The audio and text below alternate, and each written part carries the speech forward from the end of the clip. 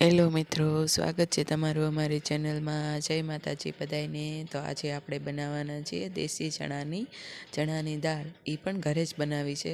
તો પહેલાં મેં એને એક નાઇટ પાણીમાં પલાળીને રાખ્યા હતા ચણાને, અને 2 દિવસ એને તડકામાં સૂકવીને રાખ્યા હતા। સરસ એવા સુકાઈ ગયા પછી આપણે જો દાળ બનાવવાનું ચાલુ કર્યું છે। તો એક સરસ એવો આપણે પથ્થર લઈ લીધો છે, જેમાંથી કાકરી ખરે ને એવો પથ્થર એ લઈને હળવા હાથે આપણે જો એને ઉપર ફેરવવાનું ચાલુ કરી દીધું છે।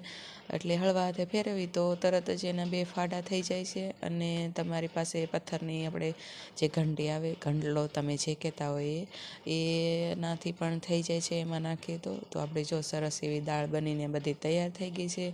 અને હવે આપણે એને સાફ કરવાની છે। કોઈક હજી એમાં ચણાના આખા દાણા રહી ગયા છે, તે પણ સરસ પછી આપણે એને ફેરવી ને કરી નાખશું ફરીથી। તો આપણે જો થોડોક પવન છે તો પવનમાં કરીએ સાફ થઈ જાય તો, નહીંતર પછી આપણે એને સુપડાથી સાફ કરી લેવાની છે। તો પવન એટલો બધો લાગતો ન હતો તો મેં સુપડાથી સાફ કરવાનું ચાલુ કરી દીધું હતું। અને જો સરસ એવી આપણી બધી ફોતરી નીકળી જાય ચણાની, અને એમાં થોડા દાણા રહી જાય એ આપણે વીણી લેવાના ચણાના, અને ફરીથી એમાં પથ્થર ઘસી નાખશું એટલે થઈ જશે।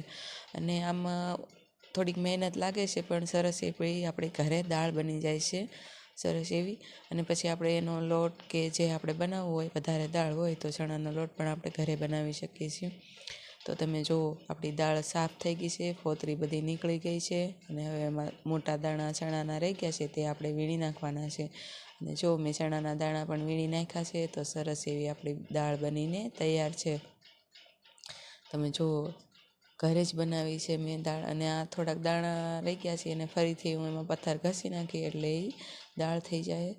તો મિત્રો તમે જુઓ આપણી સરસ એવી દાળ બનીને તૈયાર થઈ ગઈ છે। તો વિડીયો ગમે તો લાઈક કરજો, શેર કરજો અને સબસ્ક્રાઈબ કરજો।